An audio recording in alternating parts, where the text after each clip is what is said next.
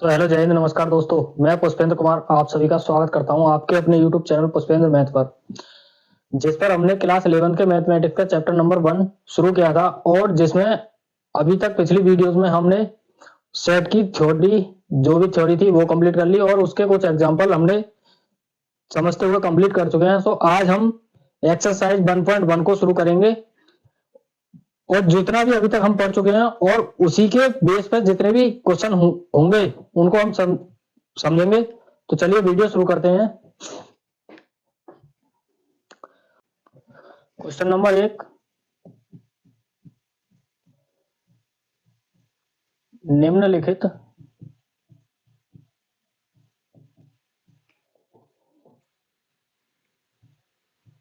में से कौन समुच्चय है। तो इसमें क्वेश्चन नंबर 1 है जिसमें बोला है निम्नलिखित में से कौन समुच्चय है, जिसमें कुछ क्वेश्चन दे रखे हैं जिनको मैं एक एक करके यहाँ पे लिख देता हूँ, फिर उसके बाद एक एक करके सभी को समझते हैं। तो चलिए शुरू करते हैं। इसमें बोला है जे अक्षर से प्रारंभ होने वाले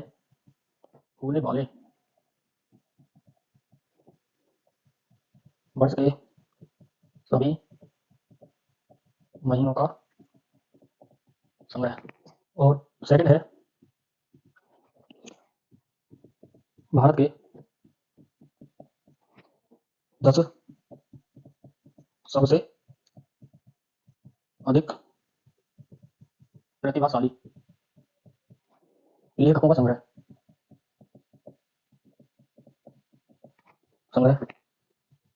अगला तीसरा है विश्व के सर्वश्रेष्ठ 11 बल्लेबाजों का संग्रह। अगला है आपकी कक्षा के सभी बालकों का संग्रह।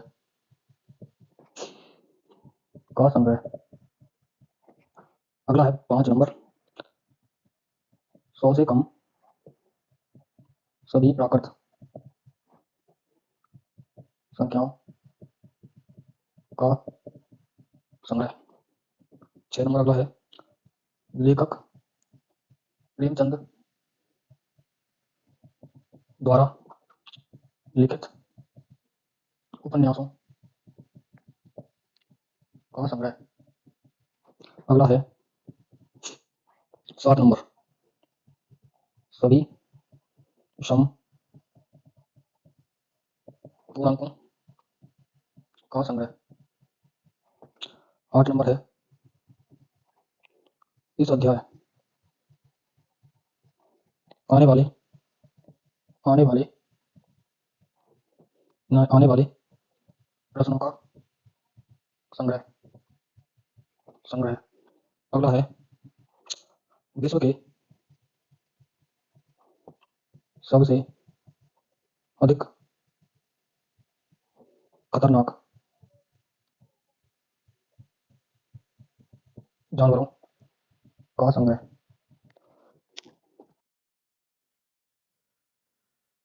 तो ये वो सभी क्वेश्चंस हैं जो क्वेश्चन नंबर 1 की कैटेगरी में आते हैं, जिसमें बोला है निम्नलिखित में से कौन समुच्चय है या नहीं।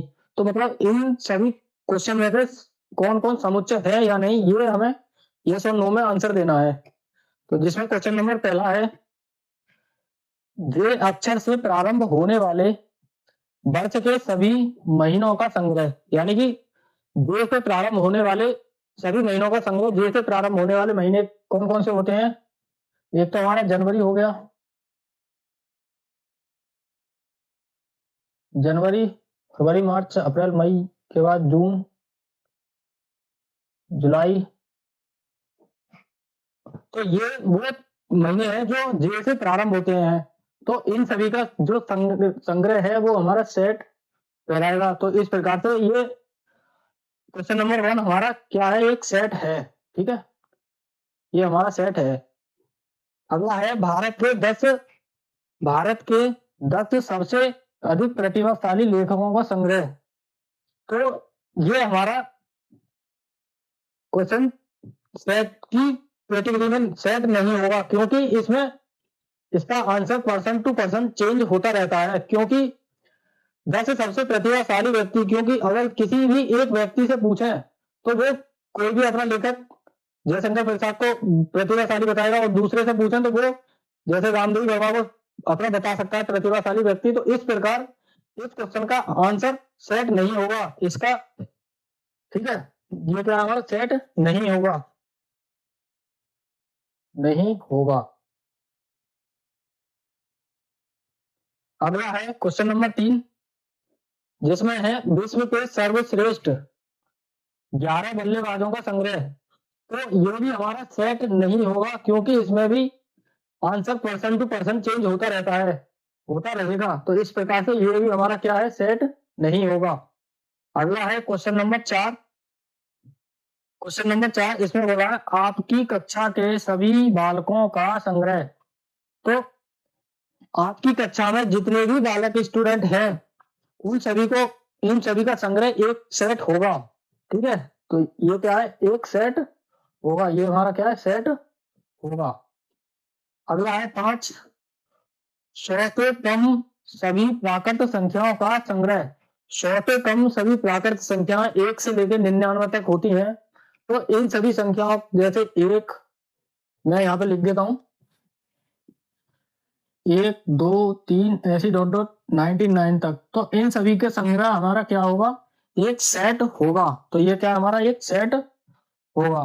ठीक, अगला है लेखक प्रेमचंद द्वारा लिखित सभी उपन्यासों का संग्रह। यानी कि प्रेमचंद द्वारा लिखे गए जितने भी उपन्यास हैं उन सभी का कलेक्शन यानी कि संग्रह एक प्रकार से एक सेट होगा। ठीक है, सेट होगा। अगला है सभी समपूर्णांकों का संग्रह। सभी समपूर्णांक जैसे कि 2 है, 2 के बाद 4, थोड़ा बड़ा लिखता हूं क्लियर देखिए, जैसे 2 हो गया, 4 6, इसी प्रकार से चलते रहेंगे। तो ये क्या है हमारा, इन सभी का कलेक्शन एक सेट होगा। ठीक है, अगला है इस अध्याय में आने वाले सभी प्रश्नों का संग्रह। तो ये भी हमारा सेट होगा, क्योंकि इस अध्याय में जितने भी प्रश्न आएंगे उन सभी का कलेक्शन एक प्रकार से हमारा सेट होगा। ठीक है, अगला है विश्व के सबसे अधिक खतरनाक जानवरों का संग्रह। तो ये हमारा सेट नहीं होगा, क्योंकि इसका भी आंसर पर्सन टू पर्सन बदलता रहता है। क्योंकि किसी को किसी जानवर से डर लगता है, किसी को किसी जानवर से भी डर लग सकता है। तो इस प्रकार से ये हमारा क्वेश्चन नंबर 9 जो है सेट नहीं होगा। ठीक है, सेट नहीं है। ठीक है, तो ये था क्वेश्चन नंबर 1, जो इसमें सेट को यस और नो में आंसर देना था, कौन सा आंसर सेट है, वो सॉरी क्वेश्चन सेट की कैटेगरी में आता है या नहीं आता है। ठीक है, तो ये अच्छे से क्लियर हो गया होगा। तो चलते हैं अगले क्वेश्चन पर, क्वेश्चन नंबर 2 पर। क्वेश्चन नंबर 2 जिसमें बोला है कोई सेट है, मान लीजिए सेट ए बराबर, जिसमें एलिमेंट है 1 2 3 4 5 6। कोई सेट है ए बराबर जिसके एलिमेंट है 1 2 3 4 5 6, जिसमें बोला है इसके भी कुछ, जिसमें है 5 खाली स्थान, दूसरा है 8 खाली स्थान ए, तीसरा है 0 खाली स्थान ए, चौथा है खाली 4, चौथा है 4 खाली स्थान 1, पांचवा है 2 खाली स्थान ए, और छठा है 10 खाली स्थान ए। इसमें बोला है रिक्त स्थानों में उपयुक्त चिन्ह, मतलब जो खाली स्थान है उनमें से उनमें बिलोंग टू और नॉट बिलोंग टू को फिल करना है, जिसमें सेट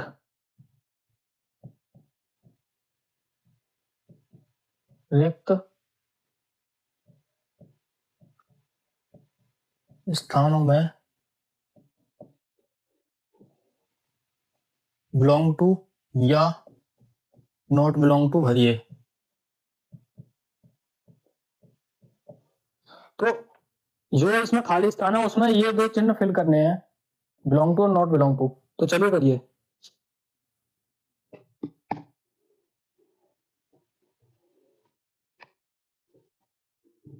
तो आइए चलिए समझते हैं। जिसमें है ये सेट है ए, मतलब कि जो जो एलिमेंट इस सेट में उपस्थित हैं उसमें बिलोंग टू फिल करना है, जो एलिमेंट इस सेट में उपस्थित नहीं है उसमें नॉट बिलोंग टू फिल करना है। तो चलिए एक पे चल जाए, पहले वाले पर, जिसमें पांच पांच हमारा सेट ए में उपस्थित है, ठीक है। तो यहाँ पे बिलोंग टू फिल कर देंगे, ठीक। अगला है आठ, ठीक है। आठ हमारा इस सेट में उपस्थित नहीं है, तो इसलिए यहाँ पे इस वाले खाली स्थान में नॉट बिलोंग टू फिल कर देंगे, ठीक है। अगला है जीरो, जीरो भी हमारा इस सेट में उपस्थित नहीं है, तो यहाँ पे भी हम क्या करेंगे, नॉट बिलोंग टू फिल कर देंगे, ठीक। अगला है चार, चार हमारा इस सेट में उपस्थित है, तो ये यहाँ पे बिलोंग टू फिल हो जाएगा। दो भी हमारा इस सेट में उपस्थित है, तो दो भी हमारा क्या है, बिलोंग टू। और 10 हमारा इस सेट में उपस्थित नहीं है, तो इसलिए यहाँ पे क्या हो जाएगा, नॉट बिलोंग टू, ठीक है। तो ये था क्वेश्चन नंबर 2, जिसपे भी हमने अच्छे से समझ लिया। चलते हैं अगले क्वेश्चन पर, क्वेश्चन नंबर 3 पर। नंबर 3, जिसमें बोला है निम्नलिखित समुच्चयों को रोस्टर रूप में लिखिए, ठीक है। मतलब यहाँ पे कुछ क्वेश्चन है जिनको हमें रोस्टर रूप में लिखना है, ठीक। मैं यहाँ पर लिख रहा हूँ, निम्नलिखित निम्नलिखित समुच्चयों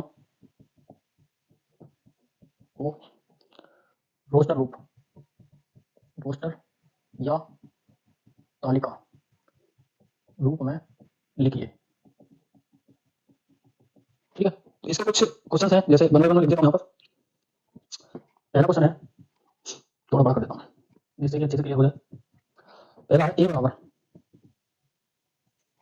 जिसमें होगा एक्स सच दैट एक्स एक पूर्णांक है और -3 is less than x is less than 7, ठीक। अगला क्वेश्चन है बी बराबर एक्स सच दैट एक्स संख्या 6 से कम एक प्राकृत संख्या है, एक प्राकृत संख्या है, ठीक। अगला है 3 number, x such that x दो अंकों की ऐसी प्राकृत संख्या है जिसके अंकों का योग 8 है, ठीक है। यानी सी बराबर एक्स सच दैट एक्स दो अंकों की ऐसी प्राकृत संख्या है जिसके अंकों का योग 8 है, ठीक है। तो इस तरह के कुछ क्वेश्चन और यहाँ पे जगह ना होने के कारण अगले अगले उसमें बता दूंगा, तब तक के लिए इन्हें समझते हैं, ठीक है। चलिए समझिए।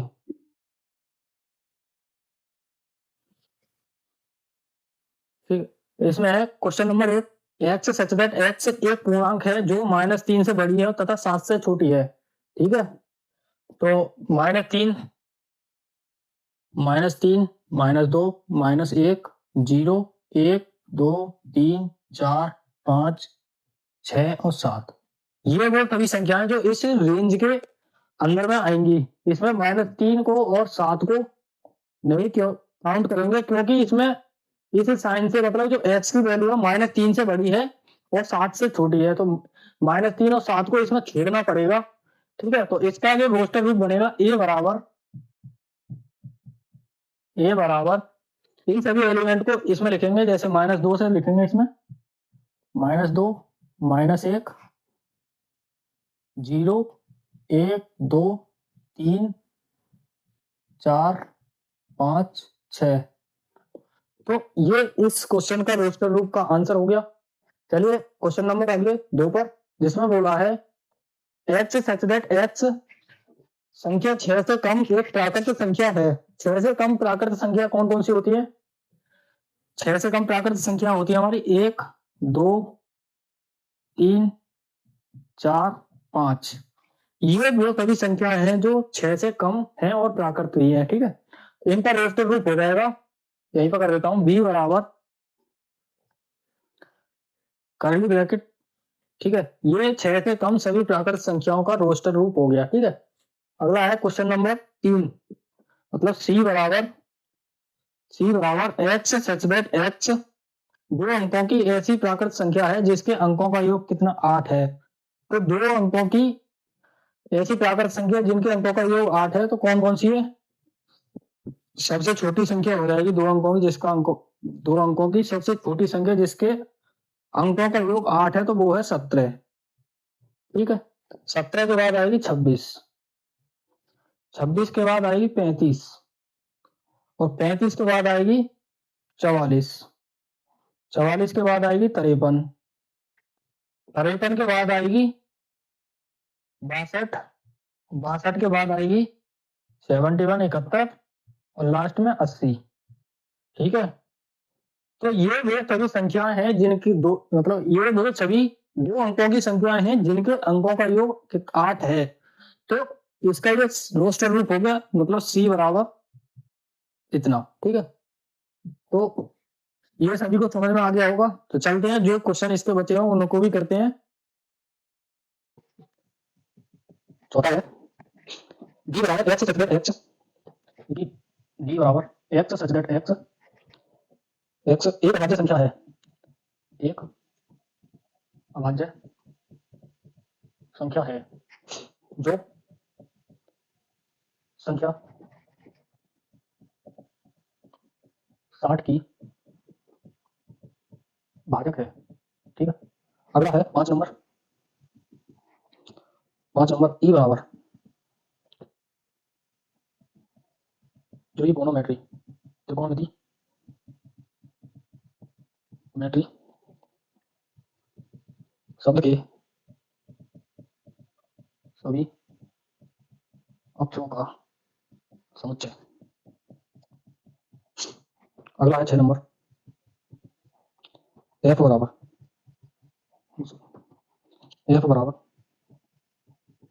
बेटर BETTER बेटर शब्द के सभी सभी अक्षरों का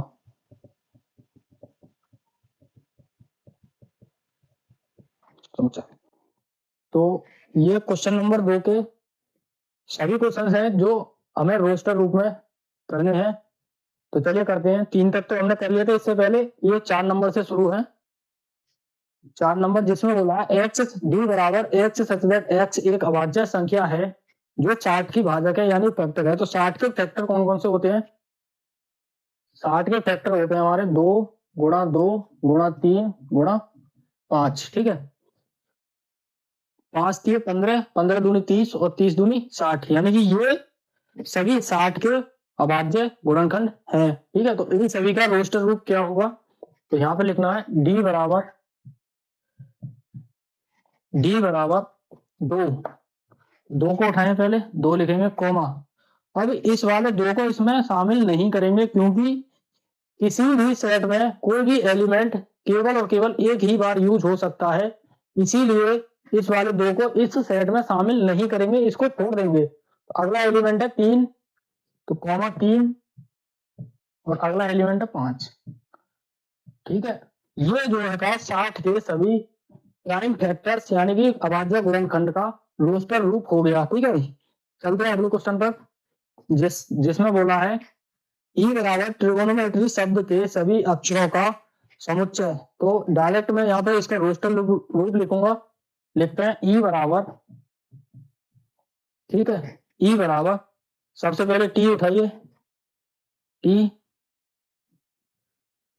टी उठाइए, टी टी के बाद कॉमा लगाइए आर, आर के बाद कॉमा लगाइए आई, आई के बाद जी कॉमा लगाइए, जी लिखिए, जी के बाद ओ, ठीक है, ओ के बाद कॉमा लगाइए एन, एन लिखिए, एन के बाद है ओ, एन के बाद है ओ। इस वाले ओ को यहाँ पर शामिल नहीं करेंगे क्योंकि ओ इस वाले सेट में पहले से शामिल हो चुका है, तो इसलिए इस वाले ओ को यहाँ पर छोड़ देंगे। तो ओ के बाद है एम, तो एम को यहाँ पर शामिल करेंगे, एन के बाद एम, ठीक, और एम के बाद ई, ई को लिख दीजिए, और ई के बाद है T.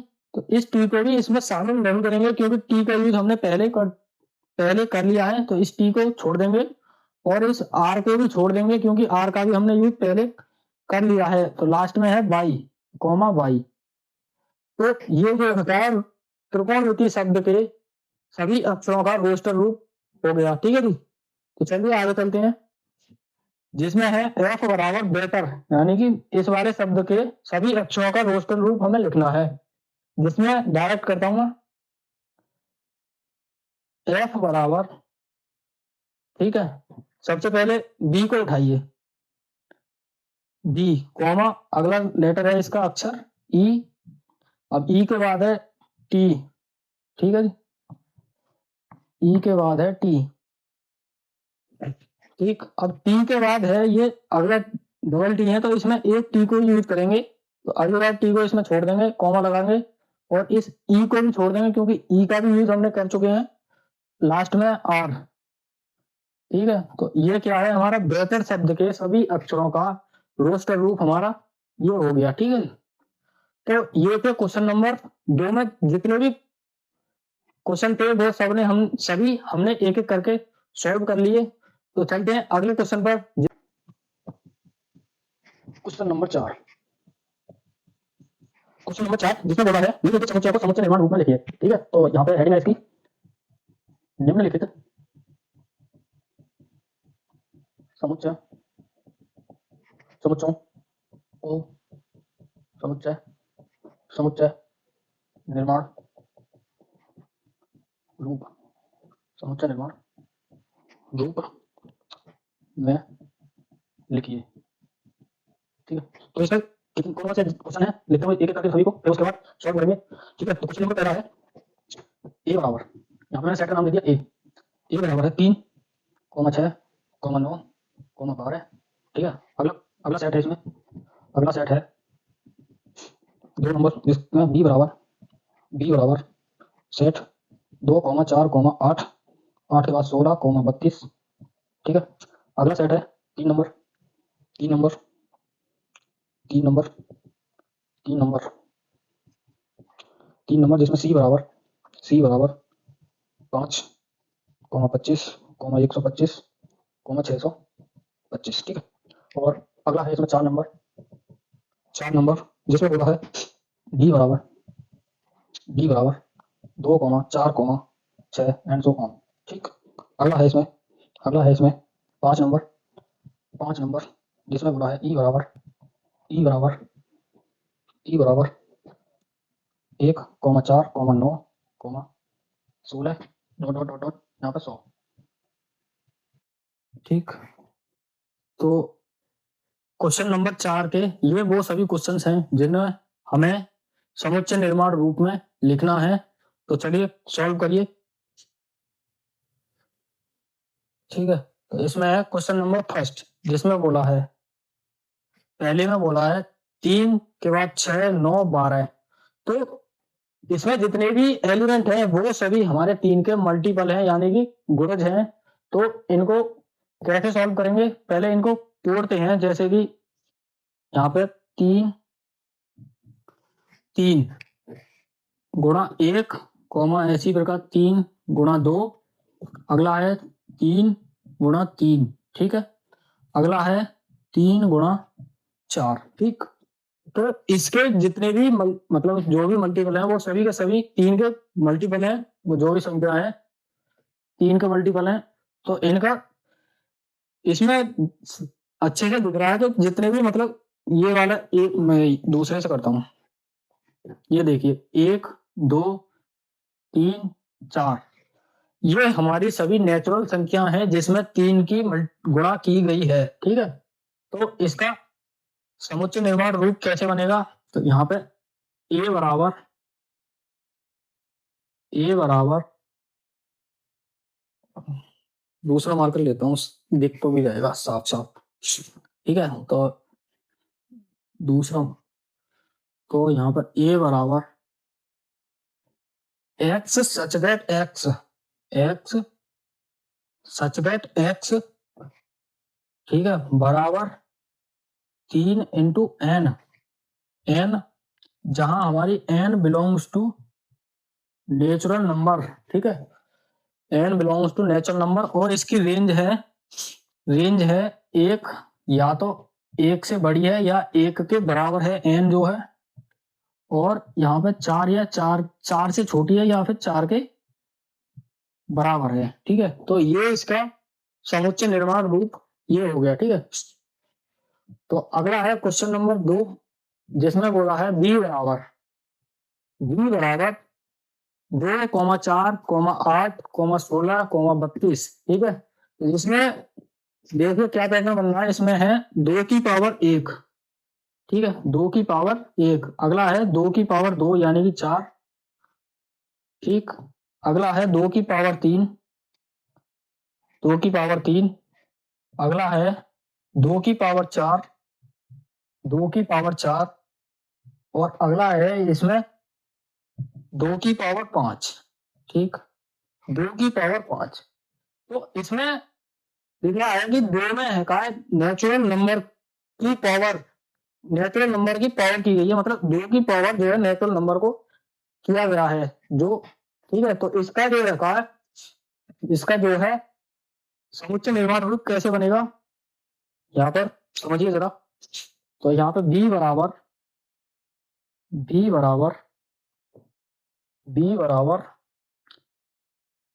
X such that x बराबर 2 की पावर एन, ठीक, 2 की पावर एन, जहां पर n belongs to natural number, n belongs to natural number, और इसकी रेंज जो है, इसकी रेंज होगी या तो एक से बड़ी या फिर एक के बराबर, एक या एक से, मतलब एक से बड़ी या फिर एक के बराबर। एन की वैल्यू जो होगी एक से बड़ी होगी या तो एक के बराबर होगी। ठीक है, तो यहाँ पे एक एन, और एन की जो वैल्यू होगी या तो पांच के बराबर होगी या 5 से छोटी होगी। ठीक है, अगला है 3 नंबर, इसको भी समझिए, जिसमें है 5, 5 के बाद 25, 125 और 625। ठीक है, तो ये 5 की पावर 1 है। अगला है 25 यानी 5 की पावर 2, 125 यानी 5 की पावर 3, 625 यानी 5 की पावर 4, 625 यानी 5 की पावर 4। ठीक, तो इसका भी समुच्चय निर्माण रूप बनेगा सी बराबर, लिखिए जरा, समझिए, सी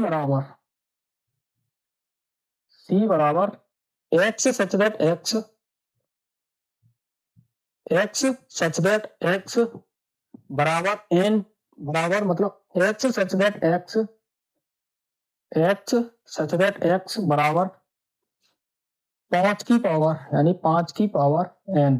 ठीक, जहां पर जो है n belongs to natural number, ठीक है, n belongs to natural number, और इसकी जो रेंज हो जाएगी 1 से लेकर 4, मतलब एन की जो रेंज होगी 4 के बराबर होगी या फिर 4 से छोटी होगी। ठीक है, यानी एन की जो रेंज होगी या तो 4 से छोटी होगी या 4 के बराबर होगी, और यहाँ पर 1 से बड़ी होगी या फिर 1 के बराबर होगी। ठीक, चलते हैं अगले क्वेश्चन पर। अगला क्वेश्चन है जिसमें बोला है डी बराबर 2,4,6, ऐसी डॉट डॉट डॉट डॉट चल रहा है। ठीक है, आगे चलता जा रहा है, यानी कि ये सभी जो है सभी सम संख्या की सीरीज है, तो ये हो जाएगा डी बराबर दूसरे से लिखता हूं, साफ साफ दिख तो भी जाएगा। तो डी बराबर x such that x such that x एक समपूर्णांक है, ठीक है, क्या हो जाएगा, एक समपूर्णांक, समपूर्णांक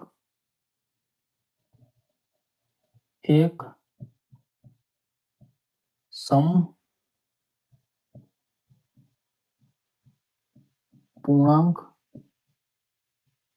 है, ठीक है, ठीक है। चलते हैं अगले पर, जिसमें बोला है ई बराबर, ई बराबर एक के बाद 4 के बाद 9 16 ऐसे ही चल रहा 100 तक, 1 9 16 मतलब 1 के बाद 4 के बाद 9 के बाद 16 इसके बाद 25 इसके बाद 49 49 के बाद 64 64 के बाद हो जाएगा 81 के बाद 100, यानी कि ये सभी जो सीरीज चल रही है इसमें है मतलब 1 से लेकर 10 के सभी स्क्वायर है, ठीक है। तो यहाँ पर लिखता हूं मैं आगे, तो ये है यहाँ पे 1 का स्क्वायर, इसके बाद 2 का स्क्वायर, इसके बाद 3 का स्क्वायर, इसके बाद 4 का स्क्वायर, ऐसे ही चल रहा है, यहाँ पे 5 का स्क्वायर, ऐसे ही डॉट डॉट डॉट डॉट ये चल रहा है 10 के स्क्वायर तक, ठीक है, ठीक। तो यहाँ पे ये जो सभी जिनको पावर तो सभी की सेम है, और यहाँ पे बेस जो है, बेस क्या है हमारा, नेचुरल नंबर है, ठीक है, बेस क्या है हमारा, एक नेचुरल नंबर है। तो इसका जो है समुच्चय सेट बनेगा, समुच्चय निर्माण रूप, समुच्चय निर्माण रूप बनेगा इसका ई बराबर, ई बराबर x such that x, x such that x equal to n की पावर 2, एन की पावर 2, जहां पर जहां n belongs to natural number, n belongs to natural number, बन जा यार, n belongs to natural number, ठीक है, n belongs to natural number, और इसकी जो रेंज हो जाएगी वो होगी एक, इसकी जो रेंज होगी, इसकी जो रेंज होगी एक से बड़ी या फिर एक के बराबर, यानी एन की वैल्यू एक से बड़ी या फिर एन के बराबर, या 10 से छोटी या फिर 10 के बराबर, ठीक है, 10 से छोटी या फिर 10 से बराबर, ठीक है। तो ये सभी वो क्वेश्चंस हैं जो क्वेश्चन नंबर 4 में समुच्चय निर्माण रूप में लिखने थे, तो हमने सभी को एक एक करके समुच्चय निर्माण रूप में लिख लिए, ठीक है, और अच्छे से समझ भी लिया। तो चलते हैं अगले क्वेश्चन पर, क्वेश्चन नंबर 5, जिसमें बोला है निम्नलिखित समुच्चय के सभी अवयवों को सूचीबद्ध कीजिए, सूचीबद्ध यानी कोई विधि या तालिका विधि, तो यहाँ पे क्वेश्चन नंबर 5 हो जाएगा। क्वेश्चन नंबर 5 की हेडिंग है निम्नलिखित, निम्नलिखित निम्नलिखित समुच्चयों चयों के सभी अवयवों को सूचीबद्ध, सूचीबद्ध, ठीक, सूचीबद्ध या तालिका या रोस्टर रूप में लिखिए। तो सूचीबद्ध, तालिका रूप, रोस्टर रूप, एक सभी का मतलब एक ही है, ठीक है। तो चलिए क्वेश्चन लिख देता हूं यहाँ पर, क्वेश्चन नंबर फर्स्ट है इसमें, पहला क्वेश्चन नंबर फर्स्ट है इसमें, ए बराबर x such that x, x एक विषम, विषम प्राकृत संख्या है, विषम प्राकृत संख्या है, ठीक है। अगला है इसमें, अगला है 2 नंबर है इसमें, बी बराबर, बी बराबर x such that x, such that x एक पूर्णांक है जिसकी रेंज -1/2 से लेकर +9/2 तक है, ठीक है। अगला है 3 नंबर, 3 नंबर है सी बराबर एक्स सच दैट एक्स एक पूर्णांक है, एक पूर्णांक है जिसकी रेंज है एक्स स्क्वायर, ठीक है। तो ये वो क्वेश्चन है, इसके बाद एक दो क्वेश्चन और हैं इसी क्वेश्चन, मतलब क्वेश्चन नंबर 5 के 3 क्वेश्चन ये हो गए, इसके बाद 1 2 3 हो गए, 3 और हैं, मतलब 6 टोटल 6 हैं। तो ये जगह ना होने के कारण अगले इसमें बता दूंगा, ठीक है। तो तब तक के लिए इन्हें करते हैं और समझते हैं, चलिए करते हैं। तो इसमें है कुछ पहला वाला, इसमें ए बराबर एक्स सच दैट एक्स एक विषम प्राकृत संख्या है। ठीक है, विषम प्राकृत संख्या कौन कौन सी है? जैसे विषम प्राकृत संख्या यहां से विषम प्राकृत संख्या होगी, एक होगी, 3, 5, 7, 9, 11, 13, मतलब इसी प्रकार से ये इनफाइनाइट तक चलती रहेंगी। तो ये इसका रोस्टर रूप बन गया। ए बराबर सभी विषम प्राकृत संख्याओं का रोस्टर रूप, ये वाला हो गया। अगला है बी, क्वेश्चन नंबर 2, जिसमें बोला है बी बराबर एक्स सच दैट एक्स एक पूर्णांक है जो हमारी माइनस के 1/2 से बड़ी है और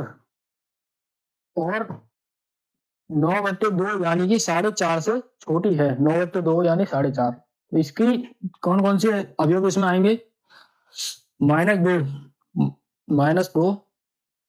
मतलब कि नंबर सिस्टम, वो सॉरी, एक नंबर लाइन ड्रॉ करता हूं, उसके माध्यम से इस वाले क्वेश्चन को समझाता हूं। ठीक है, इसमें एक नंबर लाइन है ये वाली, जिसमें ये है, इसमें यहाँ पर 0। इस 0 से राइट साइड में चलने पर सभी एलिमेंट पॉजिटिव आते हैं। तो यहाँ पर चलते हैं +1, +2, +3, +4 और आगे चलते हैं यहाँ पर।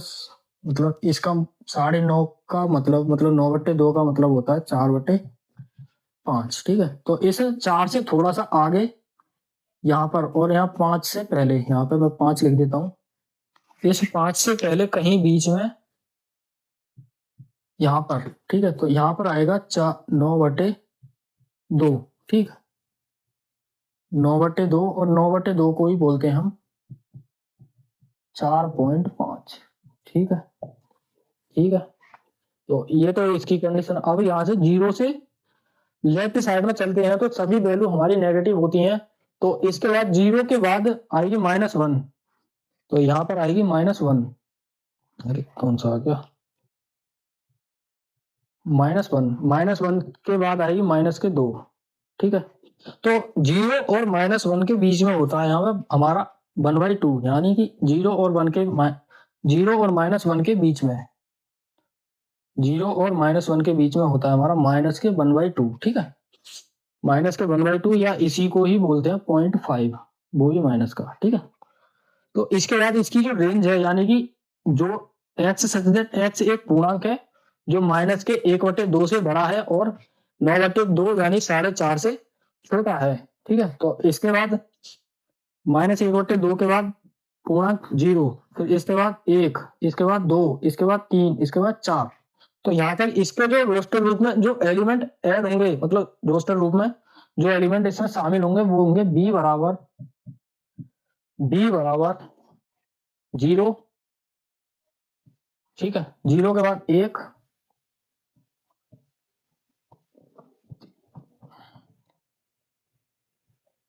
0 के बाद 1 के बाद 2, 3 और ये 4। ठीक है, ये इसका रोस्टर रूप बन गया। इस प्रकार से बनेगा इसका रोस्टर रूप।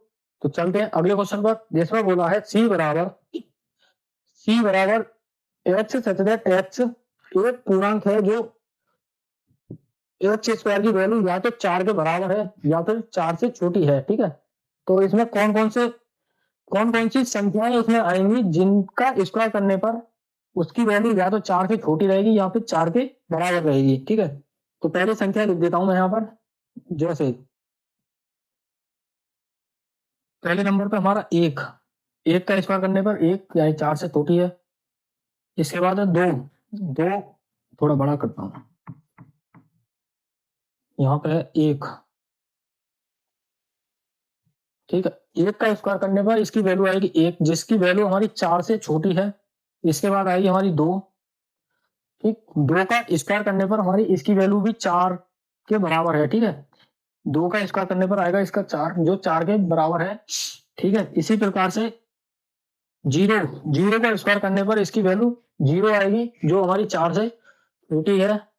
अब 0 के बाद आएगा -1 -1 का स्क्वायर करने पर भी हमारी वैल्यू जो भी वैल्यू आएगी -1 का स्क्वायर माइनस +1 आएगा और +1 हमारी क्या है 4 से छोटी है, ठीक है।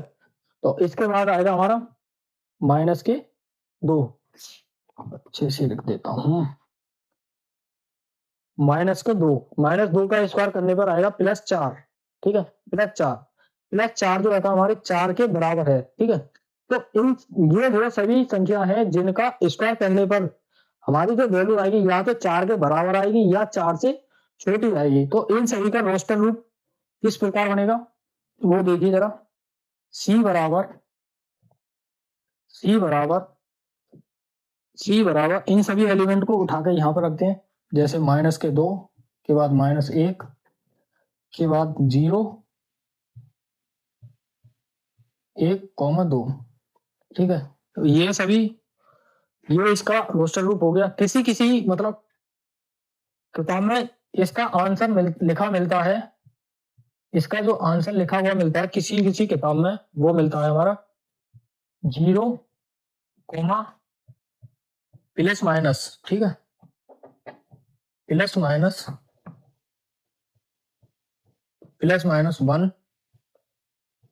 +-2। तो इसमें कोई घबराने वाली बात नहीं है, इसका भी मतलब सेम ही है, ठीक है। इसका भी मतलब सेम है, ठीक है। तो ये इसका सभी का रोस्टर रूप हो गया। इसके बाद जो 3 क्वेश्चन और थे उन्हें भी इसी प्रकार से यहाँ पर लिख देता हूँ और फिर उनको भी इसी प्रकार समझेंगे। तो चलिए करते हैं उन्हें भी सॉल्व। 4 नंबर जिसमें डी बराबर x such that x lower L O Y A L शब्द का एक अक्षर है, शब्द का एक अक्षर है, ठीक है। अगला है 5 नंबर जिसमें बोला ई बराबर x such that x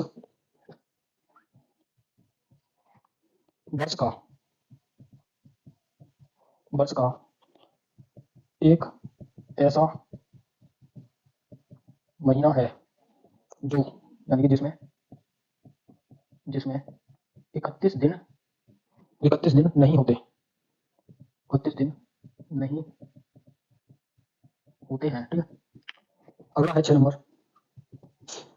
number है f बराबर x सच दैट x अंग्रेजी वर्णमाला का एक व्यंजन है जो के से पहले आता है, के से पहले आता है, ठीक है। ये और क्वेश्चन है क्वेश्चन नंबर 5 में, ठीक है। तो इनको भी एक एक करके सभी को सॉल्व करते हैं। तो जिसमें है क्वेश्चन नंबर 6 ठीक है, जिसमें बोला है डी बराबर, ठीक है, डी बराबर एक्स सच दैट एक्स ये शब्द है लोयल LOYAL लोयल जिसका ही एक शब्द का एक अक्षर है। तो इसका रोस्टर रूप बनेगा डी बराबर यानी कि डी बराबर एक्स सच दैट एक्स, ठीक है।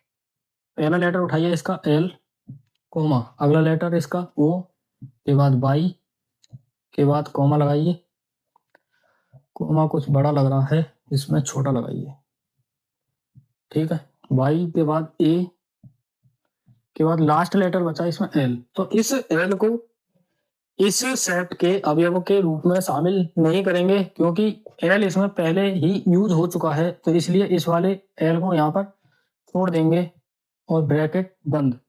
तो ये लोयल शब्द का मतलब लोयल शब्द के सभी अक्षरों का रोस्टर रूप ये हो गया, ठीक है। अगला है ई बराबर एक्स सच दैट एक्स वर्ष का एक ऐसा महीना है जिसमें 31 दिन नहीं होते, यानी कि वो सभी महीने इसमें काउंट करने हैं जिसमें 30 दिन या फिर 28 मतलब 30 या टोटल कुल मिलाकर 31 दिन नहीं होते। तो वो वाले महीने कौन कौन से हैं यहाँ पर देखिए, जनवरी में 31 दिन होते हैं, फरवरी के बाद मार्च में 31 होते हैं, मार्च के बाद अप्रैल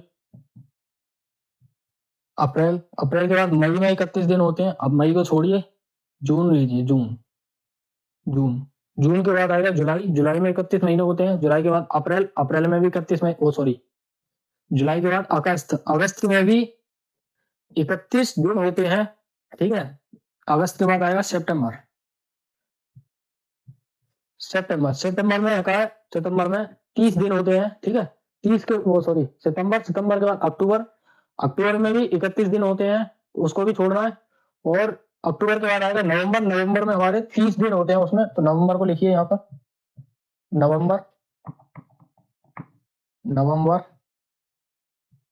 नवंबर के बाद आएगा हमारा दिसंबर, दिसंबर में भी हमारे 31 दिन होते हैं, उसको भी हमें यहाँ पर छोड़ना पड़ेगा। तो ये वो सभी महीने हो गए जिसमें 31 दिन नहीं होते, ठीक है। तो नहीं होते, तो इन सभी का जो सेट बनेगा यहीं पर ही बना देता हूं मैं, थोड़ा मिटाना पड़ेगा, चलो साफ कर देता हूँ, अगली से लिखता हूँ, ठीक है। तो इसका डायरेक्ट ही लिखूंगा अब इस बार, डायरेक्ट ही लिखना पड़ेगा। ई बराबर, ठीक है, क्या ई बराबर x such that x, sorry ये तो दे ही रखा है। तो इसका मतलब महीना कौन सा हो जाएगा पहला, जिसमें 31 नहीं होते, वो हो जाएगा फरवरी।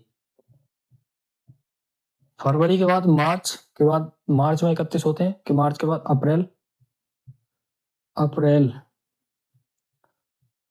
अप्रैल, अप्रैल में 31 नहीं, के बाद आएगा मई, मई में 31 होते हैं, उसको छोड़ना पड़ेगा। मई के बाद आएगा जून, जून में 30 होते हैं, तो उसको लिख दीजिए यहाँ पर, जून, ठीक है। जून के बाद आएगा जुलाई, जुलाई में हमारे 30, वो सॉरी 31 दिन होते हैं, उसको भी छोड़िए। जुलाई के बाद आएगा अगस्त, अगस्त में भी 31 दिन होते हैं, उसको भी छोड़िए। अगस्त के बाद आएगा सितंबर, सितंबर में हमारे 30 दिन होते हैं, उसको यहाँ पर लिख दीजिए। सितंबर के बाद अक्टूबर, अक्टूबर में हमारे 31 दिन होते हैं, उसको भी छोड़िए। और अक्टूबर के बाद आएगा नवंबर, नवंबर में हमारे 30 दिन होते हैं, उसको यहाँ पर लिख दीजिए। और दिसंबर आएगा, नवंबर के बाद आएगा दिसंबर, जिसमें हमारे 31 दिन होते हैं, इसलिए उसको छोड़ना पड़ेगा। और यहीं पर इसका ब्रैकेट बंद कीजिए। तो ये हमारा वो सभी महीने हो गए जिसमें 31 दिन नहीं होते, ठीक है। तो अगला क्वेश्चन है क्वेश्चन नंबर 6, जिसमें बोला है एक्स सच दैट एक्स अंग्रेजी वर्णमाला का एक ऐसा व्यंजन है जो के से पहले आता है। मतलब के से आने वाले वो सभी व्यंजन इस सेट में शामिल करने हैं जो के से पहले आता है। व्यंजन, केवल केवल व्यंजन ही इसमें शामिल कर दें, और यहाँ पर स्वर छोड़ने पड़ेंगे, ठीक है। तो लिखिए, डायरेक्ट ही कर देता हूँ इसको, एफ बराबर, ठीक है, एक्स सच दैट एक्स, ए से शुरू करते हैं। ए हमारा क्या है, एक स्वर है, स्वर है तो उसको छोड़ना पड़ेगा। ए के बाद आएगा बी, तो बी को लिखिए, बी क्या है हमारा व्यंजन। बी के बाद क्या है सी, सी के बाद डी, डी के बाद ई, ई क्या है हमारा एक स्वर है, तो स्वर है तो वो हमें छोड़ना पड़ेगा, ठीक है, छोड़ना पड़ेगा। ई के बाद आएगा एफ, तो एफ, एफ हो गया। एफ के बाद आएगा जी, जी के बाद आएगा एच, ठीक है। तो ये गलती होगी यार, तो यहाँ पर ये जो सभी एलिमेंट है वो हमें स्मॉल में इसमें लिखने पड़ेंगे। हमने स्टार्टिंग में जो थ्योरी पढ़ी थी उसमें हमने इंपोर्टेंट पॉइंट में लिखवाया था, क्योंकि सेट के जितने भी अवयव होते हैं हमें अंग्रेजी वर्णमाला के छोटे अक्षर में प्रदर्शित करने करते हैं, और ये यहाँ पर मैंने कैपिटल में कर दिया था, तो इस प्रकार से ये मैंने साफ कर दिया। तो अब यहाँ पर शुरू से लिखेंगे, स्मॉल में लिखने हैं इस बार, ठीक है। तो चलिए लिखते हैं, जिसमें ए तो बराबर ए हमारा क्या है, एक स्वर है तो इसलिए वो छोड़ना पड़ेगा। बी लिखना है, बी, तो बी, ठीक है। बी के बाद आएगा सी, सी बन जा, सी, सी के बाद आएगा डी, डी के बाद ई आएगा। ई हमारा क्या है, एक स्वर है तो इसलिए वो छोड़ना पड़ेगा। ई के बाद आएगा एफ, एफ को लिखिए, एफ, एफ के बाद आएगा जी, जी, जी के बाद आएगा एच, एच के बाद आएगा आई, आई क्या है हमारा एक स्वर है तो इसलिए उसे कोई भी छोड़ना पड़ेगा। आई, आई के बाद आएगा हमारा जे, जे, जे के बाद आएगा के। अब के को इसमें शामिल नहीं करेंगे, क्योंकि इसमें बोला है के से पहले, के से पहले, यानी कि के से पहले जितने भी हमारे व्यंजन हैं वो सभी इसमें हमें शामिल करना है और के को छोड़ना है, ठीक है। तो यहाँ पर ये इसका ब्रैकेट बंद हो जाएगा। ठीक है, तो इस प्रकार से ये वो सभी व्यंजन हो गए जो के से पहले आते हैं। ठीक है, उन सभी का ये सेट रोस्टर रूप में सेट बन गया। ठीक है, क्वेश्चन नंबर 5 के सभी क्वेश्चंस हमने अच्छी तरीके से पढ़े और समझे। तो चलते हैं क्वेश्चन नंबर अब अगले क्वेश्चन की तरफ, जिसमें हमें मिलान करने हैं। और मिलान मैंने इससे पिछले वाली वीडियो में, मतलब मिलान के जितने भी क्वेश्चन थे वो इससे पिछले वाली वीडियो में मैंने सभी करा चुका हूं। तो यहाँ पर मैं उस वाली वीडियो को देख लेना, यहाँ पर मैं इन्हें स्किप कर देता हूँ। और इसके बाद कुछ मैंने एक्स्ट्रा क्वेश्चन भी इसमें ऐड किए हैं, वो मैंने कुछ जो पुरानी किताबें थी उनसे निकाल करके इसमें ऐड करने हैं। तो इसी के बाद मैं उन्हीं को बता देता हूँ, फिर वो हमारा लास्ट टॉपिक रहेगा आज का। इसके बाद अगली वीडियो में हम सेट का अगला टॉपिक टाइप्स ऑफ सेट को शुरू करेंगे। ठीक है, तो चलते हैं अगले मतलब एक्स्ट्रा क्वेश्चन की तरफ। एक्स्ट्रा क्वेश्चन,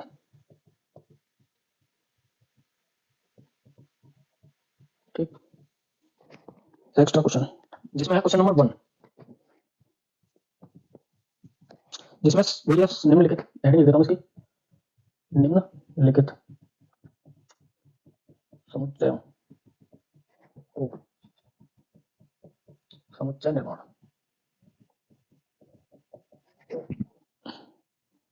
समुच्चय निर्माण रूप में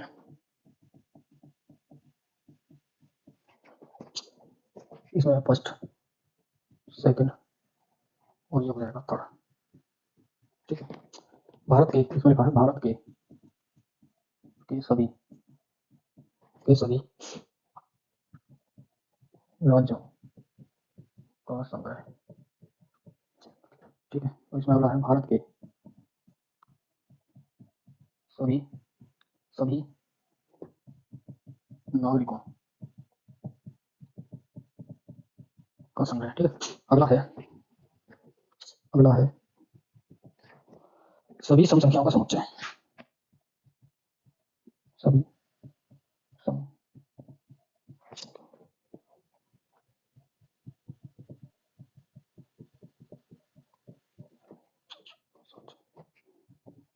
अगला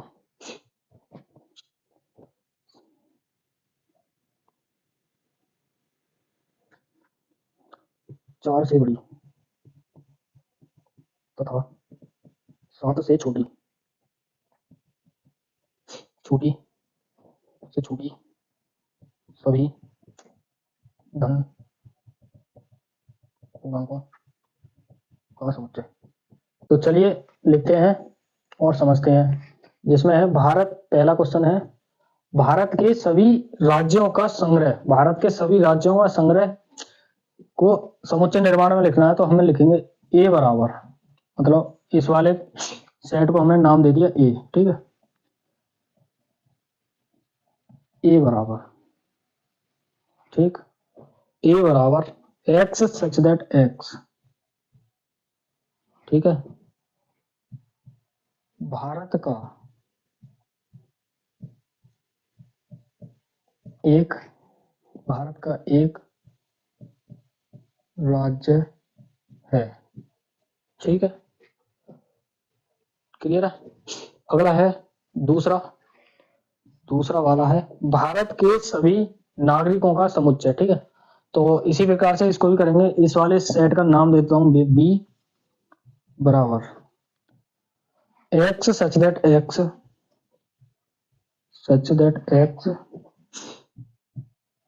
भारत का एक नागरिक है।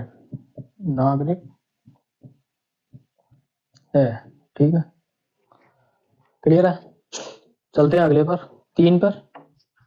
3 पर जिसमें बोला सभी सम संख्याओं का समुच्चय। सभी सम संख्याओं का समुच्चय क्या होगा हमारा, इस वाले का नाम देता हूं सी बराबर एक्स सच दैट एक्स। ठीक है, एक सम संख्या है, एक सम एक सम संख्या है, एक सम संख्या है। ठीक है, क्लियर है। अगला है 4 नंबर, जिसमें बोला है 4 से बड़ी, जिसमें बोला है 4 से बड़ी तथा 7 से छोटी सभी धन पूर्णांकों का समुच्चय। ठीक है, 4 से बड़ी और 7 से छोटी धन पूर्णांक कौन कौन सी होती है हमारी? वो होती है हमारी, 4 से बड़ी होती है 5 के बाद 6, 7 हो जाएगा। ठीक है, 7 से छोटी लेने में 5 और 6 हमारी दो संख्या है जो 4 से बड़ी है और 7 से छोटी। ठीक है, तो इसका समुच्चय निर्माण रूप क्या होगा? इसका नाम देता हूं डी बराबर एक्स सच दैट एक्स। ठीक है, x such that x, x x such that x जो हमारी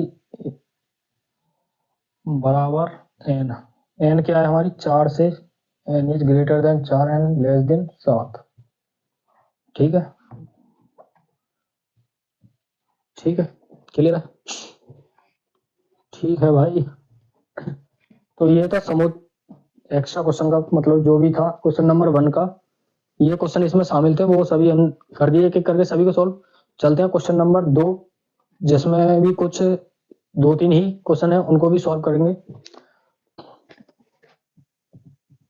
क्वेश्चन नंबर 2, जिसमें बोला निम्नलिखित समुच्चयों को तालिका विधि या वही रोस्टर विधि में लिखिए। ठीक है, निम्नलिखित लिख देता हूं इसकी हेडिंग, निम्नलिखित समुच्चयों को तालिका विधि, तालिका विधि या रोस्टर रूप में लिखिए। जिसमें शामिल है, पहला क्वेश्चन है ए बराबर एक्स सच दैट एक्स, मतलब एक्स सच दैट, ये एक्स की रेंज दे रखी है कि कहां से कहां तक होगी, तो वो होगी मतलब रेंज है इसकी 0 से, एक्स की वैल्यू 0 से बड़ी है और 5 से छोटी है, से छोटी है, और एक्स बिलोंग करता है हमारा इंटीजर को। ठीक है, क्लियर है। अगला क्वेश्चन है 2 नंबर सेकंड।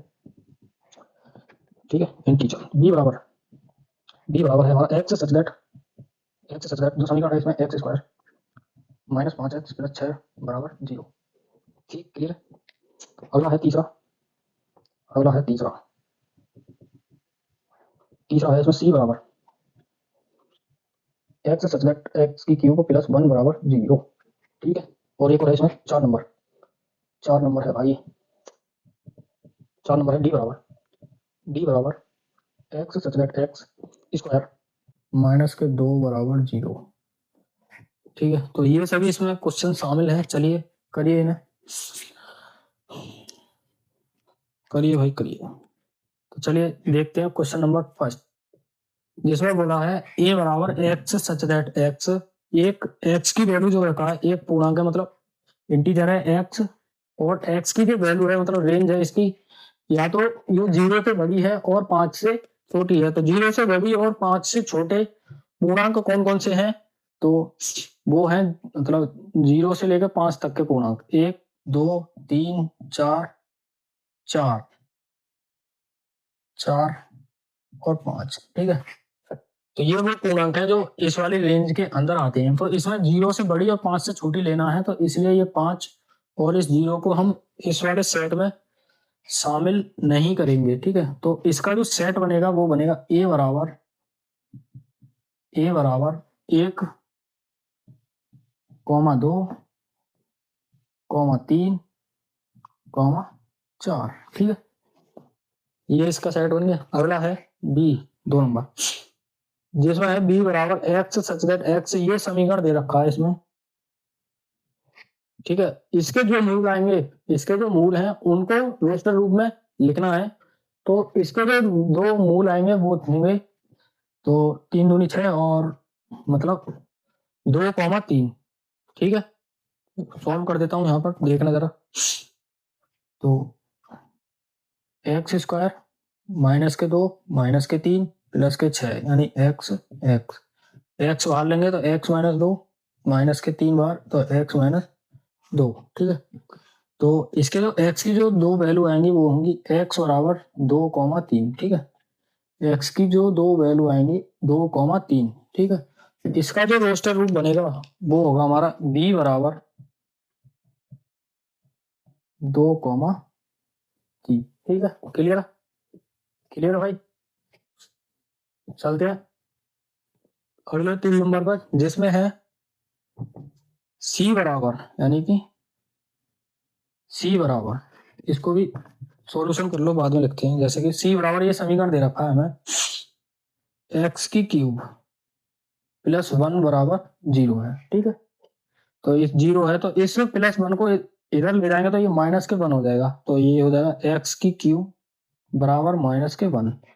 तो यदि इसमें तो एक्स की वैल्यू आएगी वो होगी -1। ठीक है, एक्स की वैल्यू कितनी आएगी? -1। -1, यदि हम -1 की क्यूब करेंगे तो उसकी भी वैल्यू -1 आएगी, जिस प्रकार से जैसे -1 की क्यूब, तो -1 गुणा -1 गुणा -1, माइनस माइनस प्लस, और ये माइनस बचेगा तो माइनस और 1 की गुणा करने को 1। तो इस प्रकार से जो यहाँ पर x की वैल्यू जो आएगी वो होगी -1। ठीक है जी, तो ये होगी x बराबर -1। तो इसका रोस्टर रूप हो जाएगा c बराबर, यानी कि c बराबर करली ब्रैकेट में -1। ठीक है, क्लियर है? अगला है डी, मतलब 4 नंबर क्वेश्चन, डी बराबर x such that x square minus के 2 बराबर 0। इसका जो सॉल्यूशन बनेगा वो उसको भी देखिए। जैसे कि यहाँ पर एक्स स्क्वायर माइनस के 2, ठीक है, एक्स स्क्वायर माइनस के 2 बराबर 0। ठीक, अब इस -2 को इधर ले जाने पर ये प्लस हो जाएगा, तो ये हो जाएगा एक्स स्क्वायर बराबर के 2। ठीक, और एक्स की मतलब एक्स की ऐसी वैल्यू हमें निकालनी है जिसका स्क्वायर करने पर हमें 2 मिले। ठीक है, मतलब 2 मिले, तो एक्स की वैल्यू जो होगी वो होगी हमें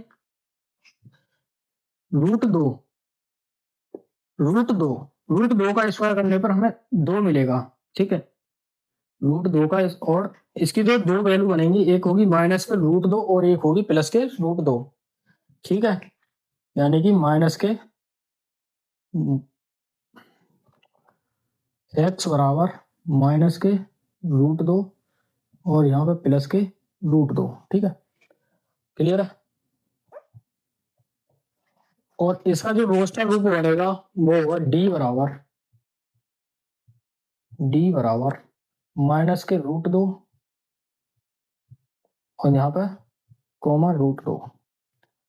और इसी को भी और सिंपलीफाई करके इस प्रकार से लिख सकते हैं, प्लस माइनस √2। ठीक है, ये भी लिखा मिल सकता है। ठीक है, तो ये थे हमारे एग्जाम्पल। और इसके बाद